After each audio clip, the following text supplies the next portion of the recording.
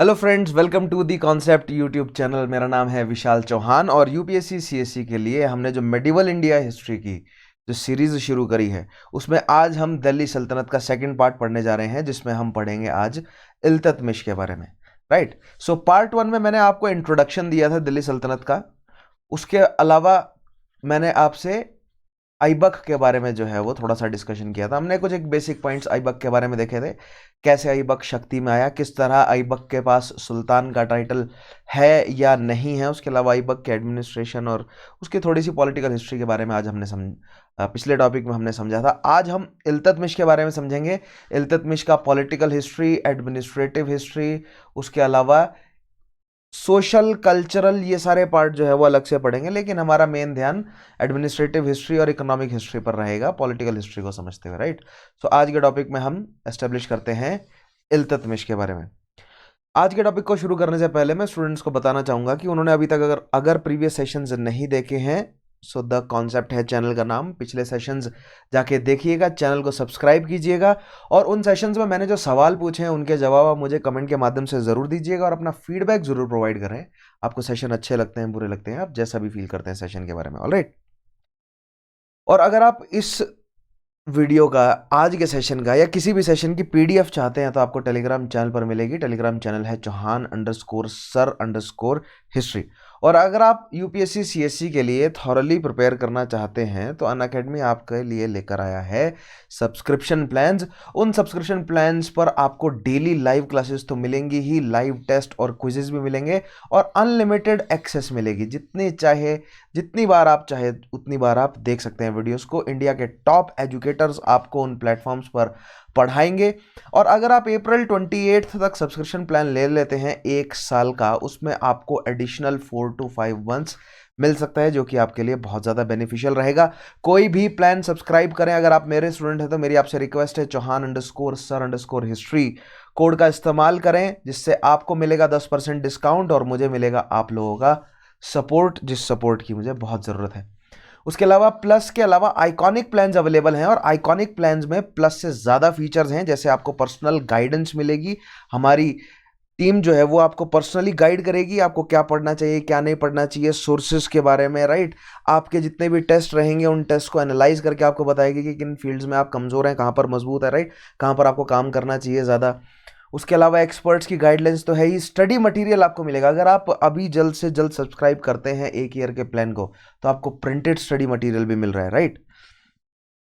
और जैसा कि मैंने कहा, मेरा कोड इस्तेमाल करें चौहान_सर_हिस्ट्री, उससे आपको मिलेगा 10% का डिस्काउंट। ठीक है। अगर आप यूपीएससी सीएससी के लिए टेस्ट सीरीज चाहते हैं तो टेस्ट सीरीज अवेलेबल है कंप्लीट जीएस के लिए। उसके अलावा वर्ल्ड अफेयर की या करंट अफेयर की टेस्ट सीरीज अवेलेबल है। टेस्ट सीरीज को अवेल करने के लिए कोड इस्तेमाल कीजिए चौहान_सर_हिस्ट्री और पाइए 10% का डिस्काउंट। लेकिन सबसे इंपॉर्टेंट बात क्या, आपका सपोर्ट आपके चौहान सर को मिलेगा। उसके अलावा 2 ईयर के बैचेस, 1 ईयर के बैचेस, एनसीईआरटी बैचेस, 3 मंथ के बैचेस, ये सारे बैचेस जो हैं वो शुरू हो गए हैं। सो अनअकैडमी की लर्निंग एप्लीकेशन को इंस्टॉल कीजिए, वहां पर जाके आपको फर्दर सारी नॉलेज मिल जाएगी। उसके अलावा स्कॉलरशिप टेस्ट के बारे में बताना चाहूंगा मैं। रेगुलरली हर संडे को स्कॉलरशिप टेस्ट हो रहे हैं, जिसमें टॉप रैंकर्स को यूपीएससी सीएससी प्लस सब्सक्रिप्शन मिलेगा और 4 करोड़ तक का जो है वो आपको स्कॉलरशिप मिल सकती है। ठीक है। सो शुरू करते हैं। हम स्लेव डायनेस्टी के बारे में पढ़ रहे थे। स्लेव डायनेस्टी को स्लेव डायनेस्टी क्यों कहा जाता है? सबसे पहला सवाल ये, क्योंकि अगर आइबक से अगर आप स्लेव डायनेस्टी की शुरुआत मानते हैं, so Aibak was a slave of Muhammad Ghori. ठीक है। मोहम्मद घौरी का स्लेव था आइबक, और आइबक का स्लेव था इल्तुतमिश। ठीक है। और ध्यान रखिएगा, बाद में बलबन भी स्लेव था। तो जितने भी इंपॉर्टेंट शासक रहे इस डायनेस्टी के, वो सब स्लेव्स ही रहे, इसलिए इतिहासकारों ने इसे स्लेव डायनेस्टी ही कह दिया। अदरवाइज इसका प्रॉपर नाम देखेंगे तो इल्बाड़ी डायनेस्टी कहा जा सकता है इसको। ठीक है। इल्बाड़ियों में इल्तुतमिश को पढ़ेंगे। इससे पहले हमने किसको पढ़ा था? ऐबक को, कुतुबुद्दीन ऐबक। और मैंने आपको बताया था कि 1210 में कुतुबुद्दीन ऐबक की 1210, मैंने 12,010 लिख दिया। 1210 में कुतुबुद्दीन ऐबक की चौगान खेलते समय घोड़े से गिरकर घायल होने की वजह से मृत्यु हो गई, ठीक है, डेथ हो गई।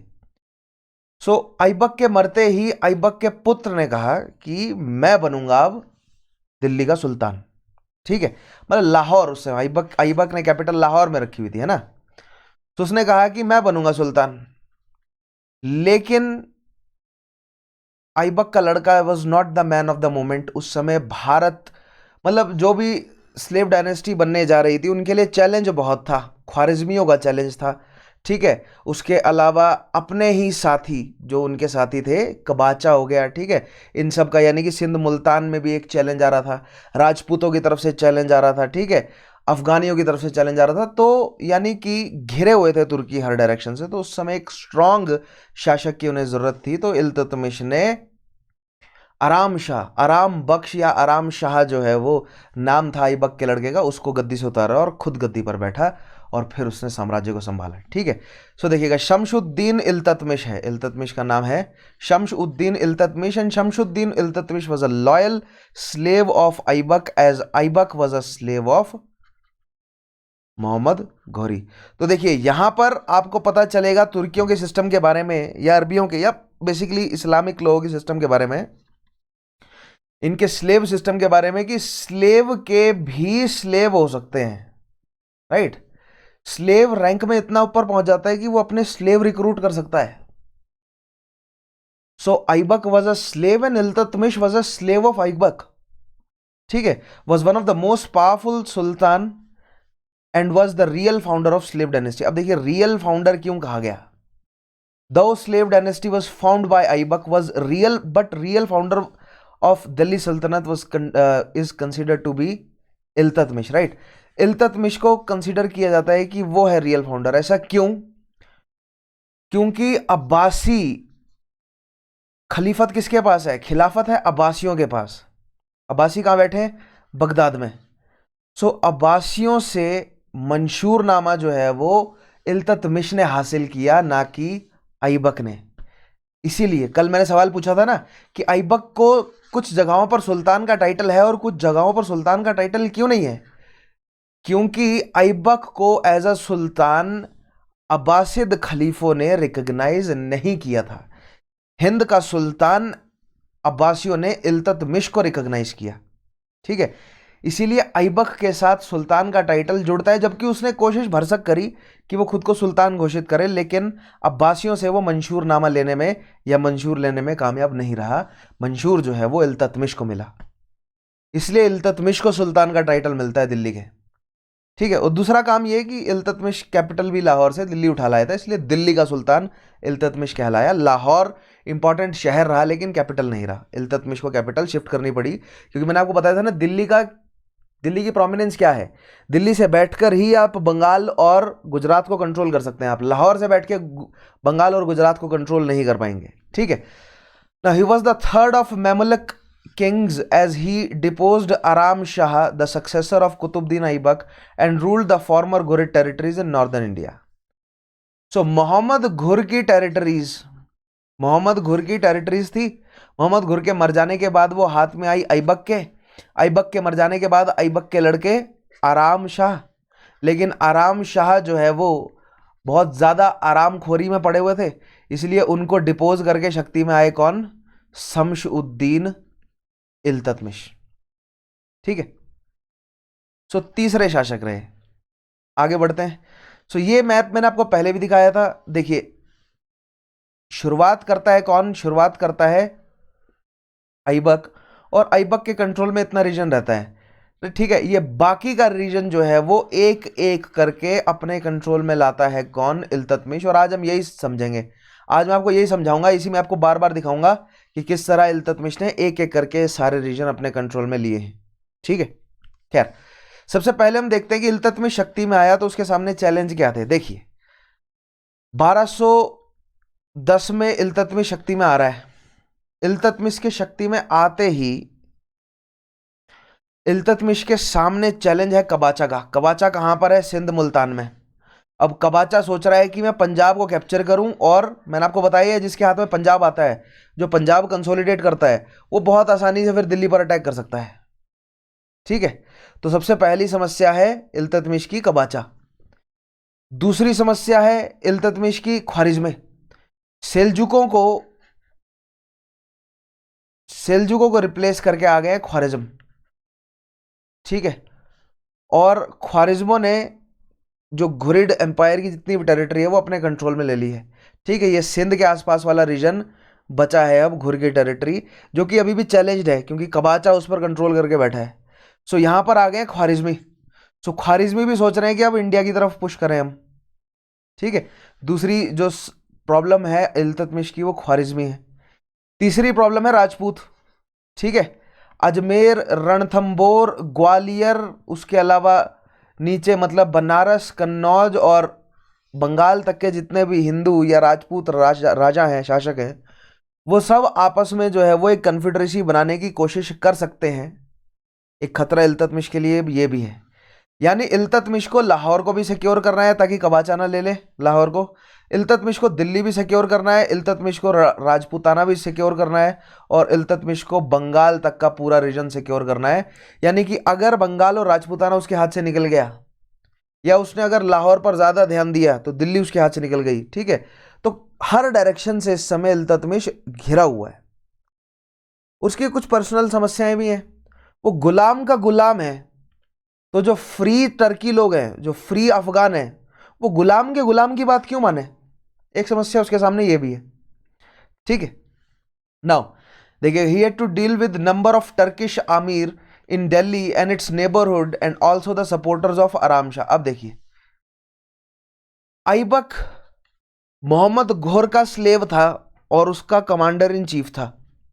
ठीक है, इसलिए ऐबक की सुजर्निटी आराम से सभी अमीरों ने मान ली, लेकिन ऐबक के बाद अमीर शाह का हक बनता है। ठीक है, इसीलिए जो बाकी तुर्की अमीर हैं वो ज्यादातर अमीर शाह के सपोर्ट में थे। सॉरी, नॉट अमीर शाह, आराम शाह, उल्टा बोल दिया मैंने। ज्यादातर तुर्की अमीर जो हैं वो आराम शाह, ऐबक के जो लड़के हैं उनके सपोर्ट में थे। लेकिन इल्तुतमिश को यह बात पता था कि आराम शाह जो है वो काम का आदमी नहीं है। इस समय आराम शाह के नाम में ही आराम है और इस समय आराम हराम है, तो इल्तुतमिश को पता था कि आराम शाह से नहीं होगा अभी। इल्तुतमिश ने जब आराम शाह को मारकर उसको डिपोज किया, तो जो बाकी तुर्की थे वो भड़क गए। क्यों? क्योंकि इल्तुतमिश गुलाम का गुलाम, और लीगल हेयर कौन बनता है? आराम शाह। तो ये लीगल डिस्प्यूट भी आ गया यहां पर। ठीक है, सो इल्तुतमिश को अब अपने साथी जितने भी नोबल्स हैं उनको भी अपने साथ जोड़ना है, पहली समस्या उसकी। दूसरी, Iltutmish had to resist his powerful rivals Tajuddin Yalduz, ruler of Ghazni, and Nasiruddin Qabacha. अब देखिए, ख्वारिज्मों ने भले ही पूरे रीजन पर कंट्रोल कर लिया हो, लेकिन गजनी अभी भी किसके कंट्रोल में था? देखिए, यहाँ पर मंगोल्स जो हैं वो ख्वारिज्मी को रिप्लेस करके आएंगे। ठीक है, सो मंगोल्स के बारे में आगे बताऊंगा। मंगोल्स जो हैं वो ख्वारिज्मों को रिप्लेस करेंगे। गजनी वाले रीजन में कौन एक्टिव है? यल्दोज। और सिंध वाले रीजन में कौन एक्टिव है? कबाचा। ठीक है, तो यल्दोज और कबाचा और पीछे ख्वारिज्म बैठे हैं, और बाद में ऊपर से मंगोल आ जाएंगे। तो ये तो आउटसाइडर इन्वेडर्स, ख्वारिज्मों से समस्या है उसे, मंगोलों से बाद में होगी। अभी सबसे पहले तो कंटेस्ट है, क्योंकि देखिए, ऐबक ने लाहौर और दिल्ली को कंसोलिडेट किया।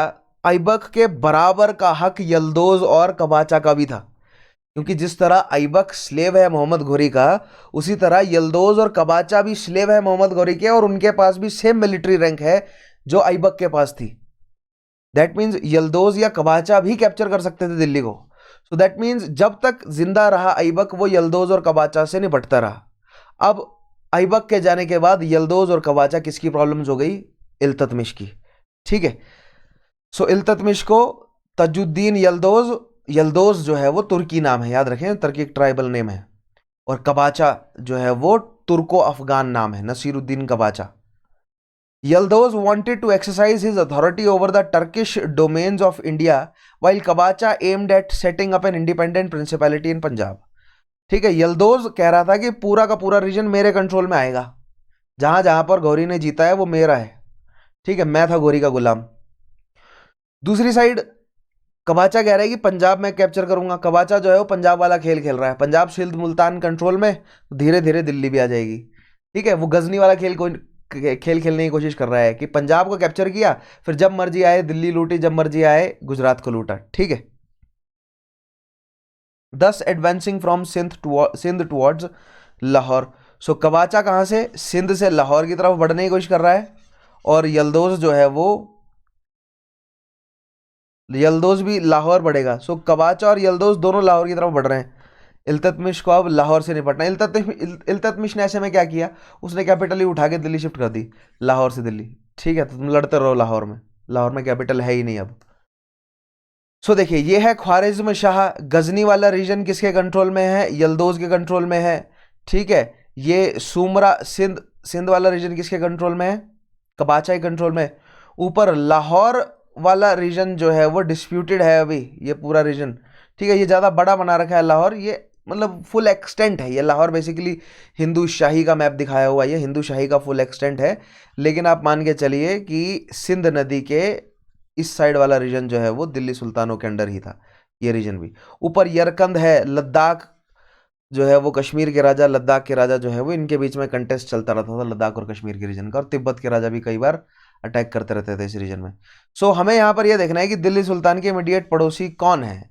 सो ये सिंध नदी है, मान लीजिए ये सिंध नदी है इस तरह, तो सिंध नदी के नीचे वाला एरिया सारा जो है वो ये दिल्ली सुल्तान के अंदर है। यहाँ पर कवाचा है, इधर यल्दौज है, और इधर राजपूत है, सोलंकी, मालवा के परमार, ठीक है, चित्तौड़, चंडेल। बंगाल में खिलजी पहुंच गए हैं, सेन शासक भी लखनौती में, ठीक है, लेकिन बंगाल तक खिलजी पहुंच गए। खिलजी कौन है, खिलजी तुर्को अफगान है। ठीक है, खिलजियों में टर्किश एज वेल एज अफगानी दोनों का खून है। चैलेंजेस फेस्ड बाय इल्ततमिश में आगे देखते हैं next point. In the east many Turkish nobles and Hindu chiefs challenge the authority of sultan. अब सुल्तान बैठे हैं दिल्ली में, अब दिल्ली में बैठे बैठे उनके लिए दो बड़ी समस्याएं हैं, कबाचा और Yalduz. Excuse me, I thought I was going to sneeze. It happens. The subjugated Rajput chiefs also became rebellions. So मैंने आपको बताया ही ना, इल्ततमिश नया नया शासक बना, तुर्की ओरिजिन का था वो, लेकिन स्लेव का भी स्लेव था। दैट मीन्स राजपूत शासकों ने भी उसकी बात मानने से मना कर दी, अन्य तुर्कियों ने भी उसकी बात मानने से मना कर दी, इनफैक्ट खलजियों ने उसकी बात मानने से मना कर दी। They recovered Jalore and Ranthambore. राजपूतों ने जालोर और रणथंबोर छुड़वा लिया from the control of Turks. Even the rulers of Ajmer, Gwalior and Doab refuse to acknowledge the authority of Turks. So राजपूतों ने जालोर, रणथंबोर, अजमेर, ग्वालियर, दोआब वाला रीजन जो है वो तुर्कों के उससे हटा, यानी कि कंटेस्ट फिर से छिड़ गया। ठीक है, Ali Mardan Khalji established his dominion over Bengal after killing Ikhtiaruddin Khalji, a slave governor of Ghori, and began to rule as an independent ruler. Ali Mardan ने इख्तियार खलजी को मारा। इख्तियार खलजी से पहले बख्तियार खलजी मर गया था। एक बच्चे ने सवाल पूछा था कि नालंदा किसने फूकी, सो एक खलजियों ने ही फूकी है, खलजियों में भी बख्तियार खलजी ने, ठीक है, और उसके साथियों ने मिलकर, उसमें इख्तियार खलजी भी है। बख्तियार खलजी की गलती ये रही कि असम में चला गया मारने, और असम के ट्राइबल्स ने उसको वहाँ से खदेड़ा, फिर बंगाल आया और बंगाल आकर उसको मार दिया गया, असैसिनेट कर दिया गया। उसके बाद इख्तियार खलजी ने बंगाल को अपने कंट्रोल में लिया, लखनौती से भगाया पाल शासकों को।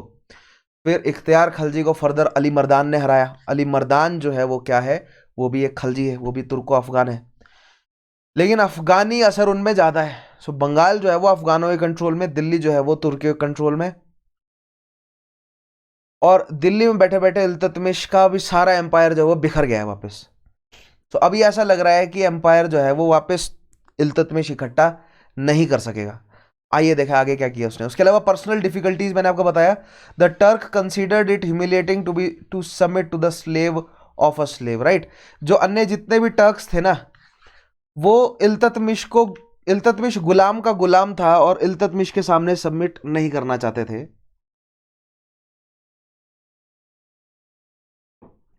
Because Iltutmish was a slave of slave, right. तो उसका स्टेटस थोड़ा नीचे था, तो सुल्तान का स्टेटस उसको कैसे मिले। नेक्स्ट उसकी प्रॉब्लम है मंगोल्स का इन्वेजन।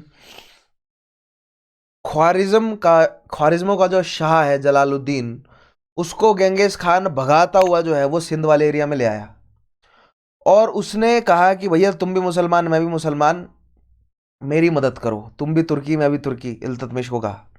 इल्तुतमिश ने मना कर दिया कि मेरे यहाँ मत आना, आओगे तो मैं तुम्हें वापस दे दूंगा चंगेज खान को। तो इल्तुतमिश के रीजन में, सिंध मुल्तान लाहौर वाले रीजन में भटकता रहा जलालुद्दीन। ठीक है, फाइनली जलालुद्दीन को कैप्चर कर लिया मंगोलों ने। ठीक है, in 1221 a Mongol invasion evoked the Khwarizmi ruler Jalaluddin Mingburnu to move to the Indus Valley region to seek refuge under Iltutmish. Iltutmish largely remained away from the region and refused to give shelter to Jalaluddin until the departure of Mongols and Jalaluddin preventing the Mongol invasion. ठीक है, सो अगली बड़ी समस्या उसके लिए मंगोलों का ruler उस समय था चंगेज खान। और चंगेज खान गांव शहर के शहरों में आग लगवा दिया करता था, सर कलम करवा दिया करता था सबके। और चंगेज खान लगातार जीतता आ रहा था, सबको हरा रहा था। चाइना पर उसने कंट्रोल किया। ठीक है, सभी तुर्किक ट्राइब्स को अपने कंट्रोल में लेकर आया। इनफैक्ट सदर्न रशिया और पूरे ईस्टर्न यूरोप तक के रीजन को अपने कंट्रोल में लेकर आया। लेकिन इंडिया में एंटर क्यों नहीं किया? तो इंडिया में उसके एंटर ना करने की वजह एक ये बताई जाती है कि पहली वजह तो यही कि जब जलालुद्दीन मिंगबुर्नू ने इल्तुतमिश से मदद मांगी तो इल्तुतमिश ने मदद करने से मना कर दिया, तो उसने थोड़ा लिहाज कर लिया भारतीयों का। क्यों? क्योंकि जो चंगेज खां है उनकी भी बुद्धिस्ट रूट्स थी। ठीक है, और इंडिया में भी बुद्धिज्म प्रेवलेंट रहा था, इसलिए उसने थोड़ा भारत का लिहाज कर लिया। एक पॉइंट तो ये भी दिया जाता है। दूसरा पॉइंट ये दिया जाता है कि इल्तुतमिश ने डिफेंस इतना स्ट्रांग रखा हुआ था कि नहीं एंटर करना चाह रहा था चंगेज खान, उसको हारने का डर था। लेकिन ये इतना स्ट्रांग आर्गुमेंट नहीं है, चंगेज खान की सेना बहुत स्ट्रांग थी और इल्तुतमिश की सेना बहुत कमजोर थी उसके मुकाबले। ठीक है, फिर भी उसने भारत पर अटैक क्यों नहीं किया? क्योंकि भारत में अगर वो आ जाता बेशुमार धन दौलत मिलती उसे। भारत में एंटर क्यों नहीं किया उसने? कारण एक और ये दिया जाता है कि वो उसी सेम समय ख्वारिज्मों से निपट रहा था, सिल्जुकों से निपट रहा था, और वेस्ट में ईरान के परे मतलब तुर्की अनातोलिया वाले रीजन में निपट रहा था। वो एक युद्ध उसका वहां पर भी चल रहा था, यानी 2 फ्रंट वॉर में था वो। तो अगर वो भारत में भी फ्रंट खोल देता तो वो 2 फ्रंट वॉर में उलझ जाता, जिससे उसको ज्यादा नुकसान होता। इसलिए उसने भारत में एट दैट मोमेंट अटैक करने की कोशिश नहीं करी। और फिर उसके बाद कुछ समय बाद उसकी मृत्यु हो गई, और उसके फिर सक्सेसर्स ने जब भारत पर अटैक करने की कोशिश करी तो फिर भारतीय रूलर्स ने, जो भारतीय दिल्ली सल्तनत के रूलर्स हैं, उन्होंने सक्सेसफुली डिफेंस किया, अलाउद्दीन खिलजी ने। ठीक है, तो कुछ कारण बनते हैं कि मंगोल इन्वेजन क्यों नहीं हुआ। जब हिस्ट्री ऑप्शनल के लिए पढ़ाऊंगा तो वहां पर मंगोल इन्वेजन को बहुत डिटेल में पढ़ाऊंगा, तो इन कारणों को वहां पर एक्सप्लेन करूंगा आपको। बट यहां हमें इतना पता होना चाहिए कि ख्वारिज्मी रूलर जलालुद्दीन मिंगबुर्नू इल्तुतमिश से मदद मांगने आए, इल्तुतमिश ने मना कर दिया, इसीलिए इल्तुतमिश के एरिया पर अटैक जो है वो उस समय एट दैट मोमेंट नहीं किया।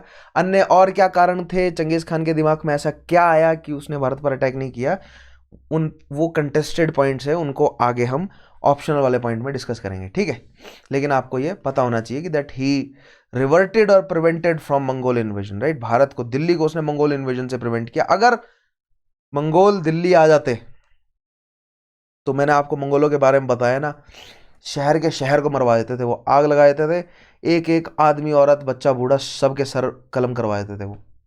ठीक है, बहुत बेरहम थे मंगोल। आगे देखिए, अब देखते हैं अचीवमेंट्स। तो समस्याएं देखिए इल्तुतमिश की। राजपूत राजाओं ने सुजरनिटी मानने से मना कर दिया, आस पड़ोस से अटैक हो रहे हैं, यल्दोज अटैक करने के चक्करों में, कबाचा अटैक करने के चक्कर में बंगाल जो है वो खलजियों ने ले लिया अपने हाथ में। उसके जो तुर्की नोबेल हैं वो उसकी सुजरनिटी को मानने को तैयार नहीं है, क्योंकि वो स्लेव का स्लेव है, और फिर ऊपर से मंगोल अटैक कर रहे हैं। ठीक है, तो इन सारी समस्याओं को अब हैंडल कैसे किया, तो अब देखते हैं उसने क्या क्या जो है वो एडमिनिस्ट्रेटिव रिफॉर्म्स किए, कैसे उसने हैंडल किया, राइट।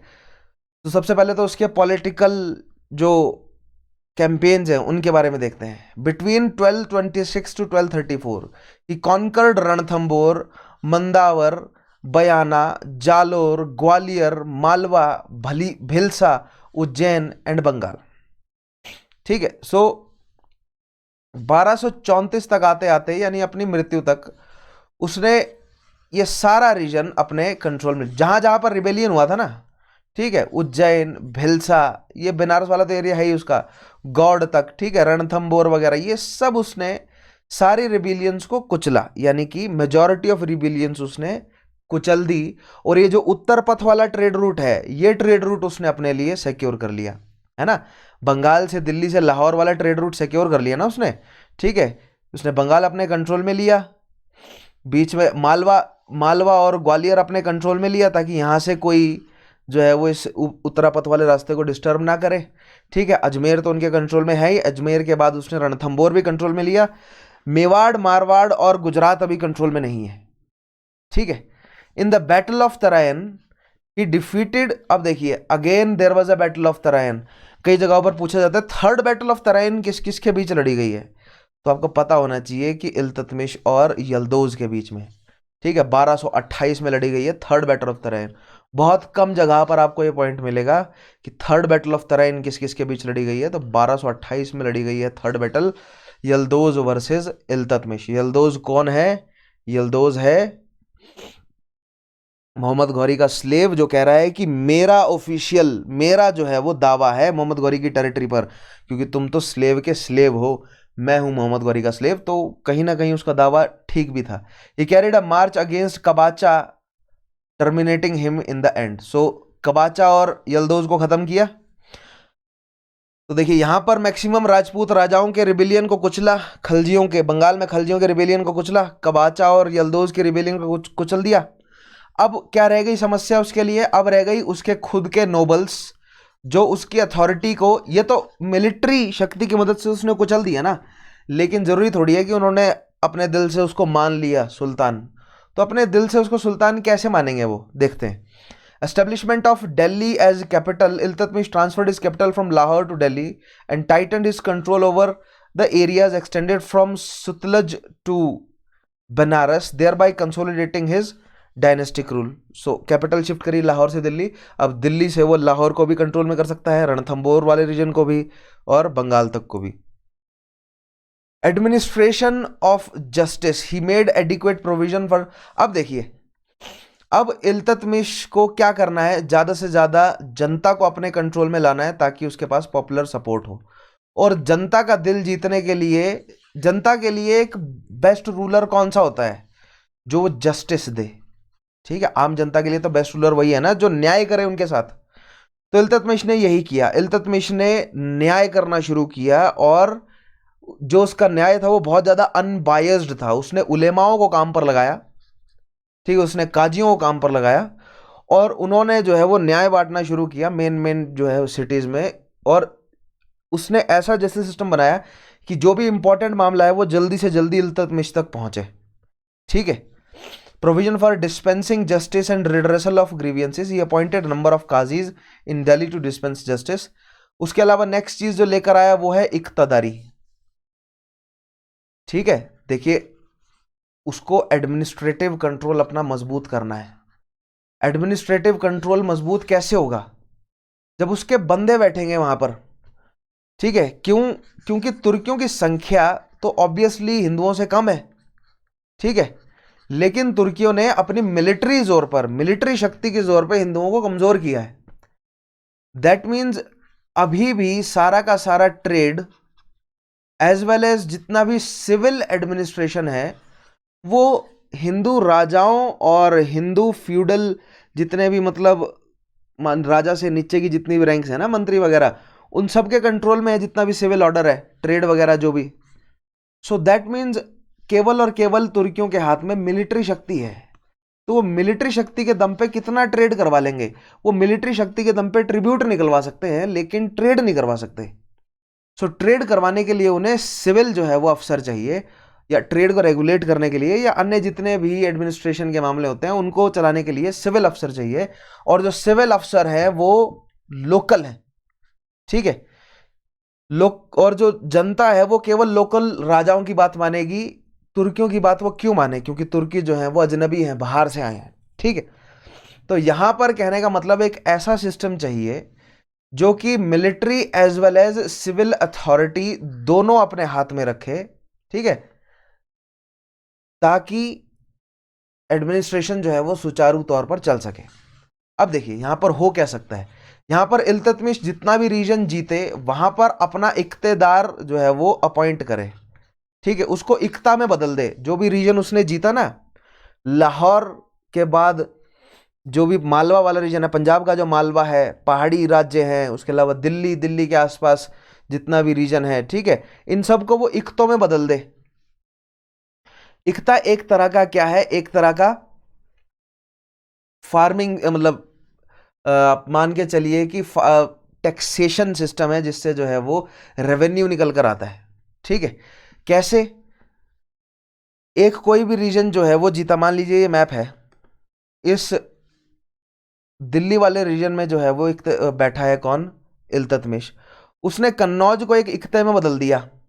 अब कन्नौज एज अ इख्ता के अंदर फर्दर बहुत सारे इख्ते हैं, ठीक है, मान लीजिए कन्नौज के अंदर ये 8 इख्ते हैं और कन्नौज इन ऑल खुद एक इख्ता है, ठीक है। अब एक इख्तेदार पूरे कन्नौज पे जिसको कहा जाएगा मुफ्ती, ठीक है, मुफ्ती, और 8 जो है वो इख्तेदार सबॉर्डिनेट लेवल पर बिठाए उसने, ठीक है। लेकिन मैंने क्या कहा, लेकिन मैंने कहा कि जितना भी ट्रेड है, जितना भी एडमिनिस्ट्रेशन है, वो तो आम जनता इंडिया की है, हिंदू लोग हैं, वो किसकी बात मानेंगे, वो हिंदू रूलर्स की बात मानेंगे। सो मान लीजिए अगर उसने रणथंबोर के राजा को हराया, तो रणथंबोर के राजा के जो पुत्र हैं या अन्य फर्दर सक्सेसर्स हैं, उनको कठपुतली शासक बना के उनके हाथ में दे दी सिविल अथॉरिटी, ताकि ट्रेड जो है वो चलता रहे। उनके हाथ में क्या दे दी, सिविल अथॉरिटी, ताकि ट्रेड जो है वो चलता रहे। लेकिन मिलिट्री अथॉरिटी और रेवेन्यू वाला सिस्टम जो है वो अपने खुद के द्वारा अपॉइंटेड एक बंदे के हाथ में दिया, ताकि मान लीजिए रणथंबोर और कन्नौज से जितना भी रेवेन्यू निकल रहा है उसको कलेक्ट तो वहां का नेटिव रूलर करे, लेकिन वो पहुंचे इख्तेदार के पास।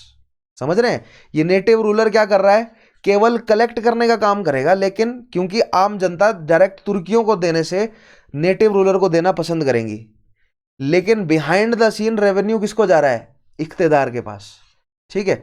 तो ये इतना ज़्यादा कंफ्यूजिंग नहीं है, बिल्कुल बेसिक सिस्टम है कि मिलिट्री और सिविल अथॉरिटी को कई जगहों पर बांटा गया, कई कई जगहों पर प्योर मिलिट्री अथॉरिटी में बिठाया गया एक व्यक्ति को, वो इख्तेदार है, जो कि क्या इकट्ठा कर रहा है, जो कि टैक्स इकट्ठा कर रहा है। इख्तेदारी क्या है, बेसिकली टैक्स इकट्ठा करने के लिए बिठाया हुआ है बंदा, क्योंकि जो नेटिव्स हैं, जो इंडियन लोग हैं, वो तुर्कियों को टैक्स नहीं देंगे, इसलिए जो नेटिव्स हैं उनको वहां पर बिठाना जरूरी है, ताकि जो आम जनता है वो नेटिव को टैक्स दे और फिर इख्तेदार उसको रिसीव करे और फिर इख्तेदार जो है वो सुल्तान तक पहुंचाए, ठीक है।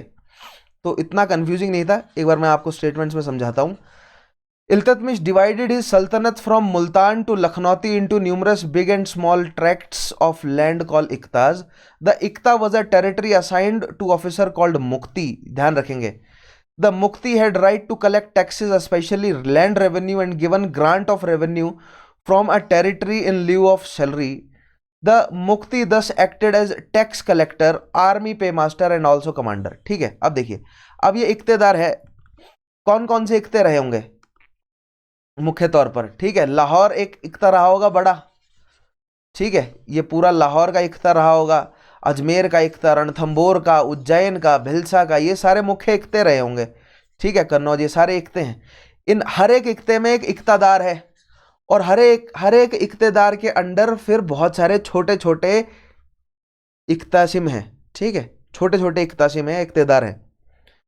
तो मैंने कहा ना कि तुर्कियों को लोग टैक्स देने से बचेंगे, लेकिन उनके खुद के राजा को टैक्स दे देंगे वो, ठीक है।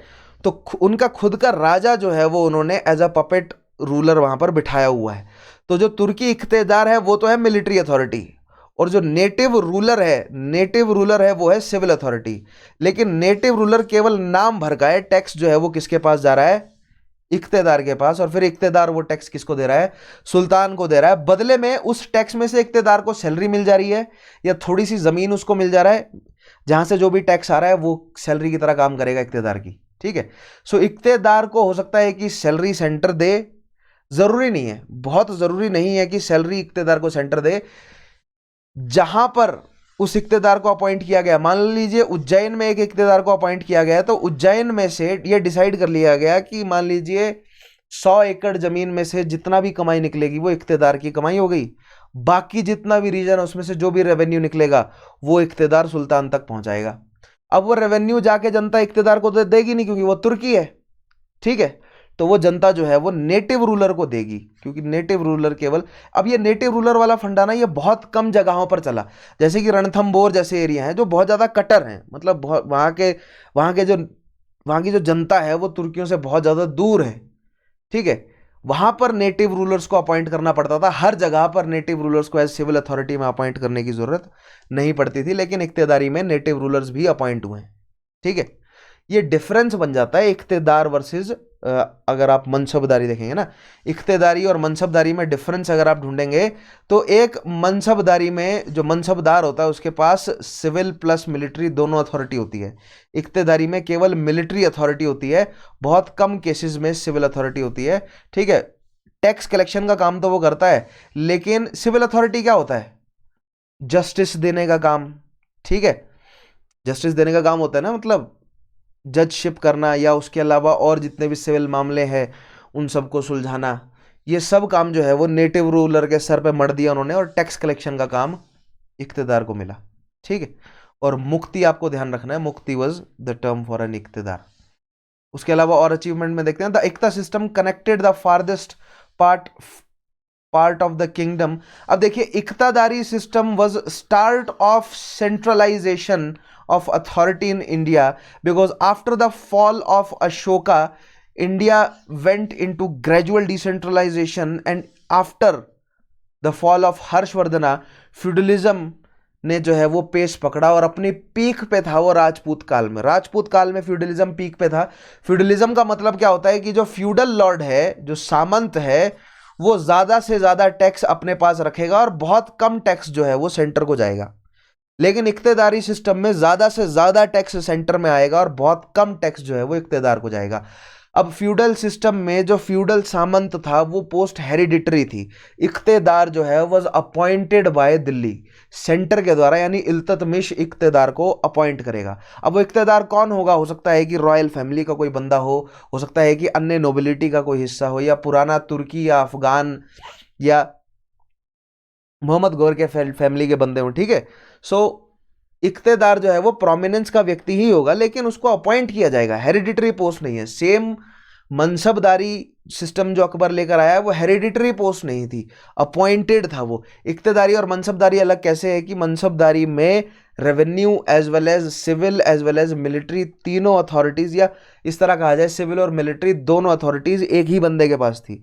इक्तेदारी सिस्टम में मिलिट्री अथॉरिटी थी, टैक्स कलेक्शन का काम था, सिविल अथॉरिटी नेटिव्स के पास थी, नेटिव रूलर के पास। क्योंकि आम जनता तुर्कियों का जस्टिस क्यों माने, क्योंकि तुर्कियों को हिंदू कानून के बारे में जानकारी थी भी नहीं इतनी, ठीक है। तो वहां पर सेंस बनती है, right. So the iqta system connected the farthest part of kingdom with central government, but it was not hereditary, ठीक है। सो इक्ता सिस्टम, सेंट्रलाइजेशन की शुरुआत, फ्यूडलिज्म का खात्मा, ठीक है।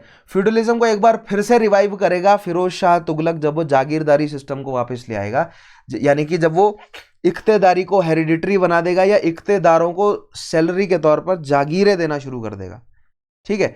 सिमिलरली अकबर आएगा, मनसबदारी सिस्टम लेकर आएगा, बेसिकली वो इक्तेदारी सिस्टम को ही थोड़ा रिफाइन करता है, मनसबदारी सिस्टम लेकर आता है, और फिर उसके बाद शाहजहां, जहांगीर और फिर शाहजहां जो है वो इवेंचुअली इक्तेदारी सिस्टम को करप्ट कर देते हैं, जागीरदारी क्राइसिस ले आते हैं, और फिर जागीरदारी क्राइसिस की वजह से और फिर औरंगजेब के एम्बिशंस और उसकी जिद और मतलब उसके गलत फैसलों की वजह से धीरे धीरे डिक्लाइन होता है मुगल्स का, ठीक है।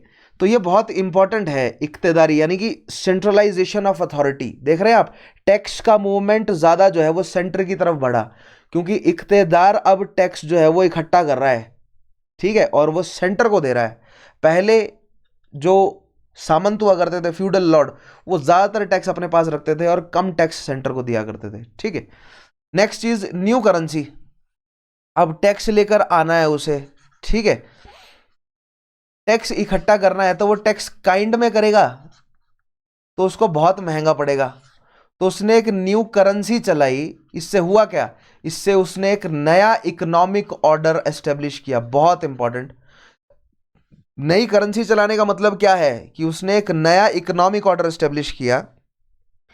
नए सिक्कों में अगर उसका नाम छपा होगा, अगर इंपीरियल सील लगी होगी नए सिक्कों में, सो दैट मीन्स जहां जहां तक वो सिक्का चलेगा वहां वहां तक उसका इकोनॉमिक ऑर्डर चलेगा। तो आपने सुना होगा ना कि सिक्का चलता है मेरे नाम का, है ना, इस तरह की जो है वो लोग हवाबाजी कई बार कर देते हैं। तो वो बेसिकली सिक्का चलाने का मतलब क्या होता है कि अपना इकोनॉमिक ऑर्डर एस्टेब्लिश करना। तो बिल्कुल सेंस बनती है, नया सिस्टम है, नया एडमिनिस्ट्रेटिव सिस्टम है, ठीक है, इक्तेदारी, तो नया इकोनॉमिक ऑर्डर भी होना चाहिए। और नए इकोनॉमिक ऑर्डर के तौर पे न्यू करेंसी जो है वो स्टेब्लिश की गई। न्यू करेंसी में क्या था, पंचमार्क कॉइन्स लाए गए। पहले जो पंचमार्क कॉइन्स थे उनमें हिंदू राजाओं और हिंदू देवी देवताओं की छवि देखने को मिलती थी, लेकिन अब जो हमें पंचमार्क कॉइन्स इंडिया में देखने को मिले उसमें हमें कई जगहों पर कुरान के कुछ ऐसे पैसेजेस देखने को मिल जाते थे, राजा के बारे में लिखा हुआ, यानी कि फारसी अरबी भाषा में हमें मतलब पंचमार्क जो हैं वो सिक्के मिलते थे, ठीक है। Iltutmish was the first to introduced purely Arabic coinage system from Delhi. He issued coins of silver called tanka and copper jital. तो ध्यान रखेंगे आप, सिल्वर कॉइन को कहा जाता है तंक और कॉपर कॉइन को कहा गया है जित्तल, ठीक है, जिसमें से जित्तल की जो है वो कीमत कम और टंके की कीमत ज्यादा। Iltutmish became the first legal sovereign of Sultanate as he justified his claim to the throne of Delhi by securing a letter of investiture from the Abbasid Caliphate of Baghdad। इन्वेस्टिट्यूर का मतलब मंशूर लिखवा लिया उसने, ठीक है। अब यहां पर जितने भी जो भी कॉन्टेस्ट था, इल्तुतमिश की शक्ति को जो भी चैलेंज कर रहे थे, यल्दोज और फिर उसके बाद कबाचा के जो सक्सेसर्स इल्तुतमिश की अथॉरिटी को चैलेंज कर रहे थे, उन सब के जो चैलेंजेस है वो फीके पड़ गए जब खलीफा हिमसेल्फ, खैलिफ हिमसेल्फ ने मंशूर लिख कर दे दिया कि इल्तुतमिश सुल्तान। इसलिए इसलिए दिल्ली सुल्तनत का पहला सुल्तान जो है वो इल्तुतमिश को माना जाता है। क्यों? क्योंकि इसको रिकॉग्निशन मिली, किसके द्वारा, इल्तुतमिश को रिकॉग्निशन मिली खलीफों द्वारा। जो इससे पहले ऐबक रहा था, ऐबक को खलीफे की रिकॉग्निशन नहीं थी, इसीलिए अगर ऐबक ने सुल्तान का टाइटल अज्यूम भी किया लाहौर में बैठ के तो उसको सुल्तान नहीं माना गया, क्योंकि सुल्तान का रिकॉग्निशन उसे किसने नहीं दिया, खलीफा ने नहीं दिया, इल्तुतमिश को दिया। तो यहां पर आपको जवाब मिल जाता है कि क्यों हमें ऐबक के नाम के साथ सुल्तान का टाइटल नहीं मिलता है, ठीक है। आगे देखते हैं। सो ये सिक्के हैं, इन सिक्कों में आपको देखिए फारसी लिखी हुई दिख रही है, ठीक है, टंके और जित्तल हैं, सिल्वर कॉइन्स है ये। Iltutmish also received an approval from the khalifa of Baghdad proclaiming him to be the legal and rightful ruler of Muslim empire in India, है ना, भारत का मतलब हिंदुस्तान में इस्लाम का जो है वो सुल्तान के तौर पर एक्सेप्ट किया गया, किसके द्वारा, बगदाद में बैठे अब्बासी खलीफों द्वारा, right. With his approval he put an end to all revolts against him in India. उसके अलावा आर्ट एंड कल्चर में देखिए क्या किया इल्तुतमिश के टाइम का आर्ट एंड कल्चर। सो इल्तुतमिश के टाइम में आपको एडमिनिस्ट्रेशन में इक्तेदारी सिस्टम नजर आएगा। इक्तेदारी में आपको क्या ध्यान रखना है कि इक्तेदार क्या है, बेसिकली इक्तेदार एक मिलिट्री पोस्ट है जो कि टैक्स कलेक्शन का काम भी करता है, कई बार डायरेक्टली, कई बार नेटिव रूलर्स की मदद से, ठीक है।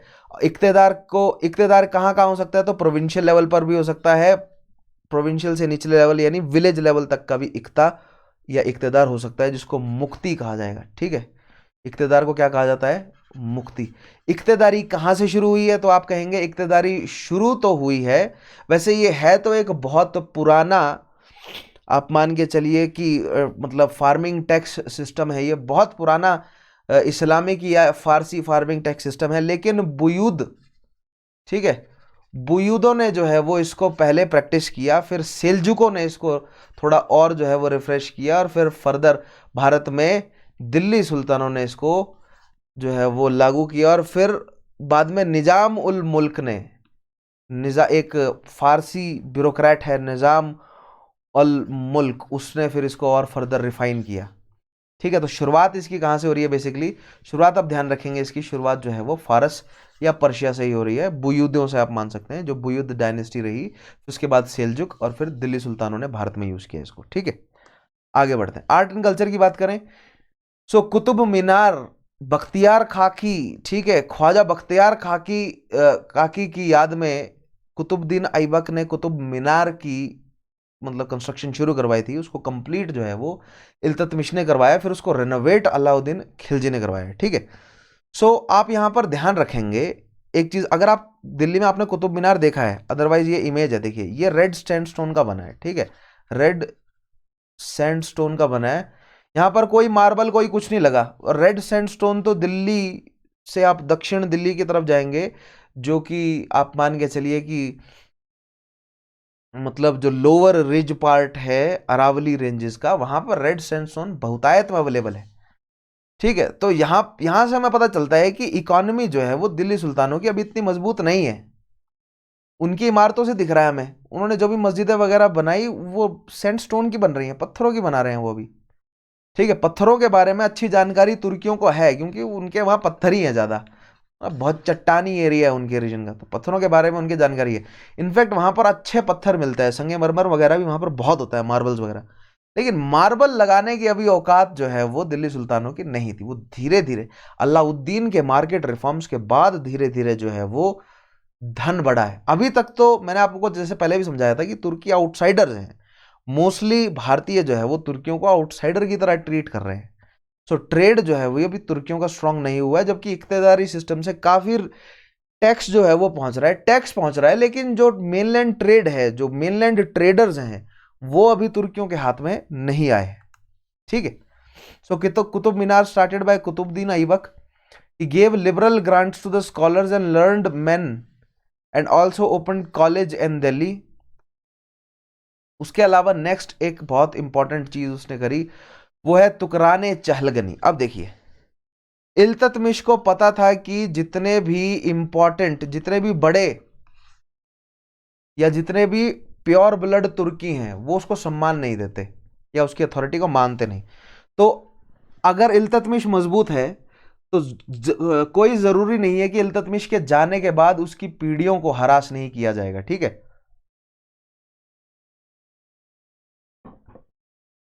तो इल्तुतमिश ने यह सोचा कि मैं एक ऐसा सिस्टम बनाकर जाता हूं जिससे पूरा का पूरा एडमिनिस्ट्रेशन मुझे नोबल्स के भरोसे छोड़ना ही ना पड़े। मैं अपने खुद के नोबल्स क्रिएट करूं जो कि मेरे लिए सबसे ज्यादा लॉयल हों। और तुर्कियों को लॉयल्टी कहां दिखती थी? केवल उनके स्लेव्स में। तो इल्तुतमिश ने अपने जितने भी स्लेव्स हैं उनमें से 40 ऐसे स्लेव्स ढूंढे जो सबसे कुशल हैं, राइट। 40 मतलब एग्जैक्टली 40 नहीं, कुछ धीरे धीरे इवेंचुअली उनकी संख्या 40 हो गई, लेकिन शुरुआत में 18-19 स्लेव रहे होंगे। उसने ऐसे स्लेव्स पकड़े और उनको उसने शुरू से ही ट्रेन करना शुरू किया कि फर्दर आगे एडमिनिस्ट्रेशन तुम्हें ही संभालना है। तो नोबिलिटी के पास एडमिनिस्ट्रेशन जाएगा ही नहीं। क्यों? क्योंकि Iltutmish was a slave of a slave.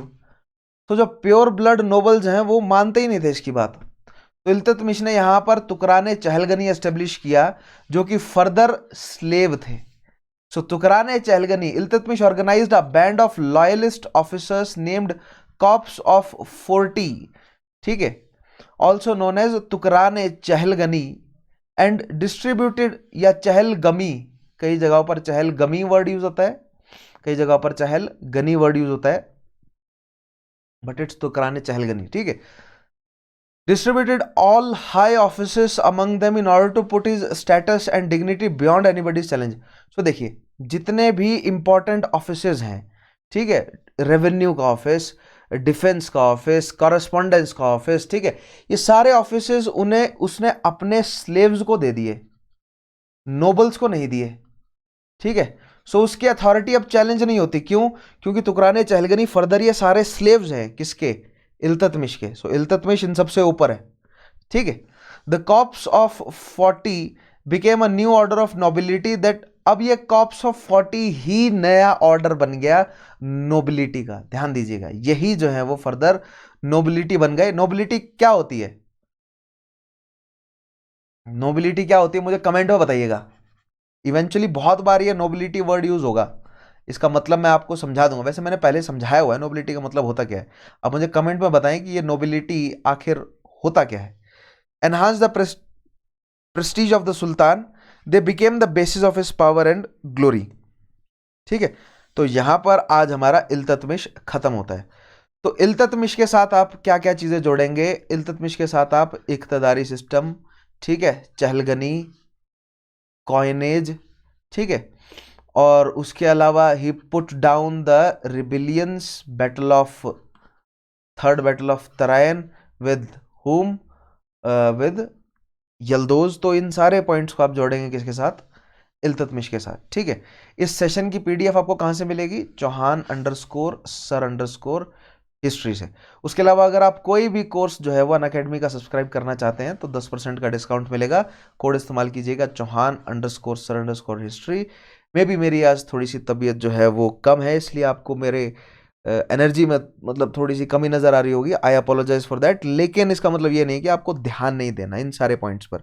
यहाँ पर बहुत सारे छोटे छोटे, इल्तुतमिश के बारे में कुछ ऐसा खास सवाल बनता नहीं, उसके पॉलिटिकल हिस्ट्री पे नहीं बनेगा सवाल, बनेगा चहलगनी के ऊपर या कॉइनेज सिस्टम के ऊपर। इन दो पॉइंट्स में से सवाल जो है वो सबसे मेन है। और फिर उसके बाद उसने जो मंगोल्स का इन्वेजन जो रिपेल किया है एक, वो बहुत इंपॉर्टेंट सिस्टम है। ठीक है, सो इक्तदारी सिस्टम आपको समझ आया ना? It's a military post that also does the job of tax collection, sometimes with और विदाउट द मतलब विद और without the presence of the native ruler. Right, native ruler हो सकता है मौजूद हो या ना हो। उसके अलावा इल्तुतमिश गॉट द मंशूर और letter of investiture from the Abbasid khalif. Right, so that कि उसका जो क्लेम है वो अनडिस्प्यूटेड हो गया। नोबल्स की जो नोबल्स जो इल्तुतमिश को डिस्प्रूव करते थे कि वो स्लेव का स्लेव है, उस काम से बचने के लिए उसने चहलगनी एस्टेब्लिश कर दी, यानी अपने ही स्लेव्स को उसने नोबल बना दिया, तो वो ऑटोमेटिकली रैंक में सबसे ऊपर आ गया। ठीक है, सो आज करते हैं खत्म। नेक्स्ट टॉपिक में आपको रजिया के बारे में बताऊंगा और बलबन के बारे में बताऊंगा, क्या कहानी है इनकी। ठीक है, सो मिलते हैं अगले सेशन में, तब तक के लिए अपना ध्यान रखिएगा। Take care, have a nice day.